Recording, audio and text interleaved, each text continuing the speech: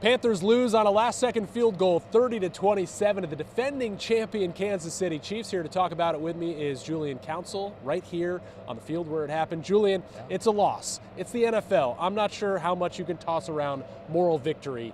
This does kind of feel like one of those times. It does, and unfortunately around here pretty often the last couple of years, we've had a lot of moral victories for the Carolina Panthers. Now, typically, the standard for a moral victory is just this team looking competent. But today, they look more than competent. They continue to improve off of the performances against New Orleans last time we were here at Bank of America Stadium, and then a couple weeks ago in an overtime win against the Giants in Munich. This is a team that's getting better because the quarterback, Bryce Young, is gaining in confidence and is starting to look like the kind of guy we hoped he would look like when the Panthers took him #1 overall, but also when the Panthers decided to hire Dave Canales, who did wonders in Seattle, Geno Smith, and wonders last year in Tampa, Baker Mayfield. This is what we were hoping that he would get out of Bryce Young, which is what makes this maybe different than the past, because it reminds me a lot about Green Bay last year, where Bryce had a great performance and they lost against a good team, but he's stacking performances now. This isn't just one flash in the pan. This is now 3 straight weeks where he's played well, and right there, that's the moral victory. All right, so it's been 3 weeks since Bryce Young came off of that benching, which we don't know when it would have happened, save for a thumb sprain for Andy Dalton in a car accident on a random Tuesday afternoon. I thought this was Young's best performance in the NFL. I know he had a 300-yard game last year against the Packers. I didn't think he looked better today. We could debate that, but all right, if week 1 was competence, week 2 was confidence, what was this third straight start? I can't say it was excellent, but it's a step in the right direction. He's on that right path, and Robert Hunt said that after the game, the Panthers starting right guard, that they're seeing that confidence in Bryce. And when he was told by us that Dave Canales said, absolutely, Bryce Young will be the starter when he was asked about, should we expect to see Bryce?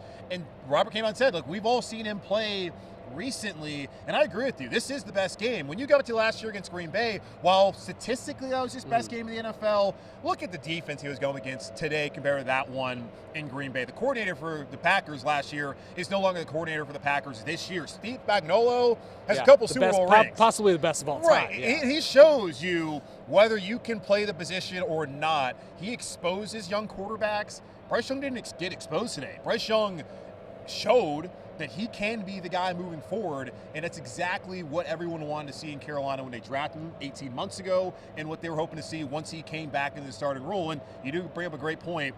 Where would we be had Andy Dalton not gotten that car accident 4 or 5 weeks ago? Yeah. I mean, he may have started, but probably not as early as he did, and he's not at this point as early as he is. So, like you said, Dave Canales says absolutely it's going to be Bryce on this field against Baker and the Bucs. How do you feel about Bryce in that matchup? I feel good about him. Honestly, it's different. Like I said, like last year, it wasn't like he was coming off of 2 solid performances heading into that Packers game, and the game right after that, that's when they go to Jacksonville. They get shut out. Maybe a certain owner may have thrown a drink on a fan in that game. I don't expect that to be what the result is next week. I'm expecting Bryce to go out there again, look confident, be on time, stand in the pocket when the rush is coming. There was that one throw where I think it was a 3rd and 8. 12-yard throw to the sideline to David Moore, anticipating that rush. That's the second time in a couple weeks that we've seen him do that. He's stepping up in those big situations. We've seen the athleticism and really the will to throw his body on the line. Had one towards the goal line today trying to get a first down. Had one in that Saints game, like right here where we're standing. Also, I expect that same Bryce Young, and really the Bryce Young I saw back at Alabama, who can do a lot of things out of structure, but also when you want that timing to be down, can also be able to make those plays and really manage the game and play the quarterback position at a winning level and really to that standard that Dave Canales wants to see. Let's start with the defense. 5 sacks of Patrick Mahomes. They gave him too much time because 1 second is too much time at the end, but they were after the 2-time MVP all day. Yeah, didn't expect to see that, honestly, against the Chiefs offensive line. That's been steady, and a quarterback in Patrick Mahomes, who we've seen throughout his career, just finds a way to escape the pocket and make some positive plays on scrambles. And he did that today, had that big one that set up the game-winning field goal at 5 carries for 60 yards. But the fact that they were able to get pressure on him and get him out of the pocket, we saw Davion Clowney get his 2nd sack as a Panther.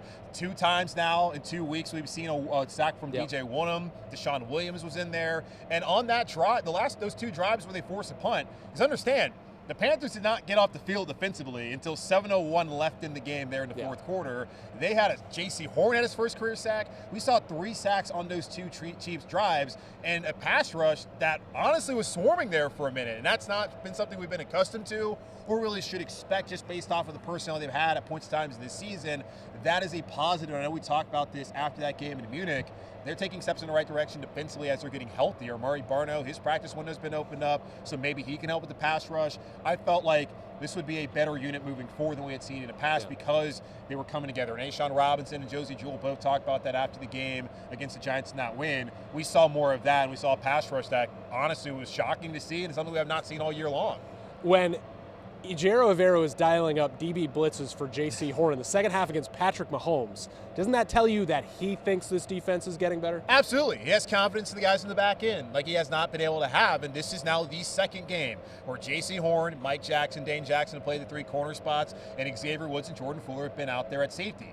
That is a big reason why he can have the confidence to do that when you have the continuity and guys that you trust in that back end, and also picking the parts to be aggressive. He's been more blitz heavy this year, trying to manufacture us than he was last season, but that was a great call in a great spot, and JC gets home.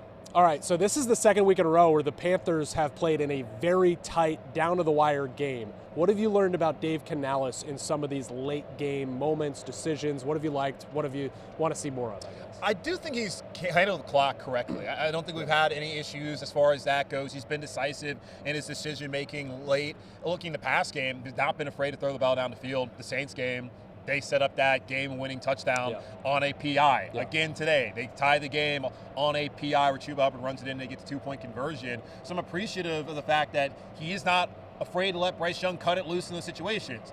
Now when you have pass plays of 38, 36, 28, and 21 yards earlier in the game, makes you feel more confident to do that. I just feel like they've been aggressive enough. He's been decisive in his decision-making. And, I mean, the Panthers they didn't make the plays today they needed to make, but they've been in it. They've looked well coached and well organized in those situations. All right, Panthers Bucks next week on this field. The battle between Heisman winners, top picks who have been buried and resurrected, I guess. And we'll see which one comes out on top next week. Absolutely. Can't wait to see it.